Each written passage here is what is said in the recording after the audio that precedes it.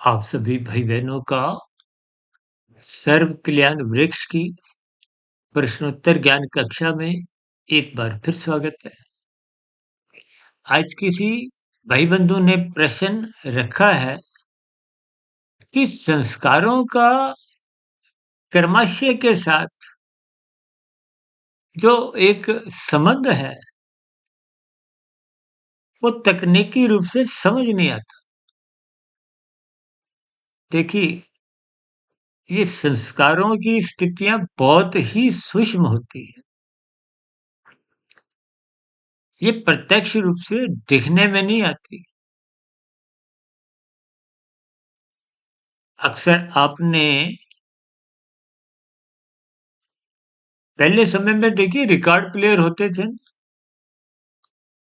अब record player को देखकर तो पता नहीं चलता कि उसमें कौन सा गाना बजेगा, भजन बजेगा। जब चलता है तभी पता चलता है। और बजता है, सुनाई वही देता है जो उसमें भरा होता है। स्थितियों को थोड़ा गंभीरता पूर्वक समझना चाहिए। अक्सर हम देखिए घड़ी की 3 सुइयों से भी कुछ स्थितियों को समझाते रहते हैं। सेकंड की सुई जैसे स्थूल शरीर नजर आता है, सेकंड की सुई तो भागती चलती नजर आती है। मिनट की सुई उतनी प्रत्यक्ष रूप से भागती हुई नजर नहीं आती। आप बहुत गंभीरता पूर्वक एकाग्र भाव से घड़ी के सामने खड़े हो जाओ तो हल्का सा बोध हो सकता है आपको मिनट की सुई का। ये सूक्ष्म शरीर की स्थितियां हैं। सूक्ष्म शरीर का अभिप्राय मन बुद्धि की स्थितियों से है। और कार्यशील जैसे घड़ी की जो घंटे की सुई है वो तो सरकती हुई नजर ही नहीं आती। आप सारा दिन क्या चौबीसों घंटे सामने खड़े हो जाओ, भले ही वो चलती तो है। आप 2 घंटे खड़े हो जाओ, देखिए 4 से 6 बजे आप 2 घंटे भी खड़े हो जाओ, लेकिन 4 से 6 पर वो घंटे की सुई पहुंच तो जाती है। लेकिन आंखें गाड़ के भी देखो तो आपको नजर नहीं आती कि वो चली थी। देखिए, ये सभी स्थितियां मैं कुछ इसलिए समझा रहा हूं ताकि संस्कारों का खेल तुम्हें समझ में आ जाए। ये तो हमने देखिए बहुत बार वीडियो ऐसी प्रसारित की है ना कि पाप कर्मों का फल भोगना ही पड़ता है। फिर पीछे महाकुंभ के मेले में कुछ डुबकी की स्थितियों में 67 करोड़ लोगों ने एक आस्थापूर्वक स्नान किया। अधिकांश लोगों के मन में तो कुछ ऐसी धारणा होती है कि पाप कर्म धुल जाते हैं। देखिए, कर्म जड़ है, संस्कार जड़ होते हुए भी वो चेतनमय है। देखिए, कभी-कभी कुछ शाब्दिक सरह को हम दार्शनिक दृष्टिकोण से भी समझाने का एक प्रयास करते हैं, क्योंकि शब्दों के भी अर्थ समझाने की एक सीमा है। उनके भावार्थ समझने होते हैं। भावार्थों का बहुत कुछ अर्थ एक दार्शनिक स्थितियों से लिया जाता है। अन्यथा देखिए, ये संस्कारों की स्थितियां आपको 100% फिर समझ नहीं आती।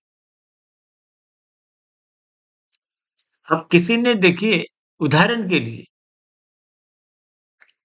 सिगरेट छोड़ने की, सिगरेट तो एक बुराई है।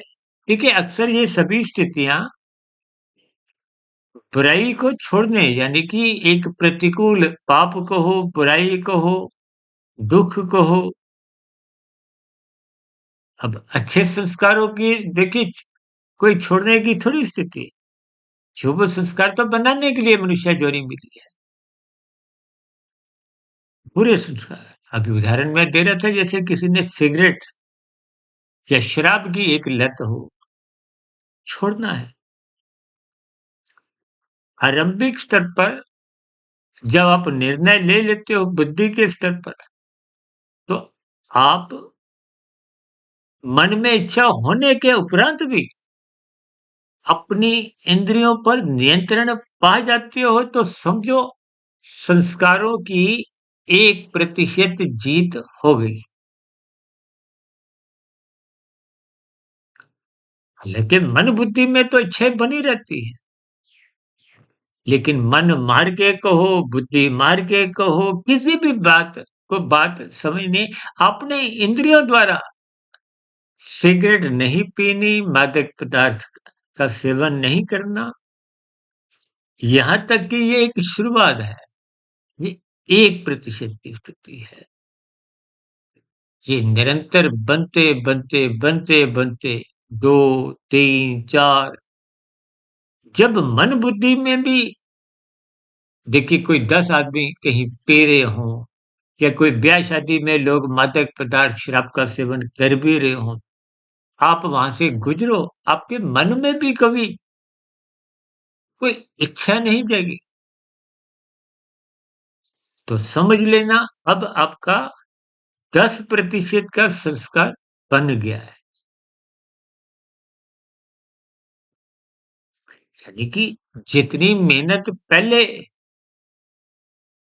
रोकने के लिए करनी पड़ती थी, अब कम मेहनत करनी पड़ती है।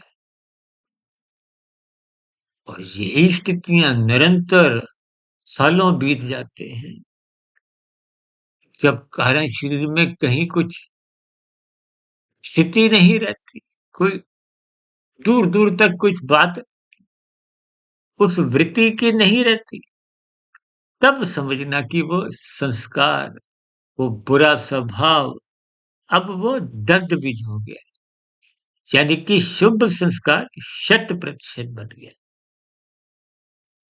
देखिए ये स्थितियां यूं तो बहुत ही सूक्ष्म स्तर पर थी, और ये सर्व कल्याण वृक्ष यानी कि शाम की, क्योंकि शाम की वीडियो अक्सर एक राजसी मनुष्य अधिक सुनते हैं।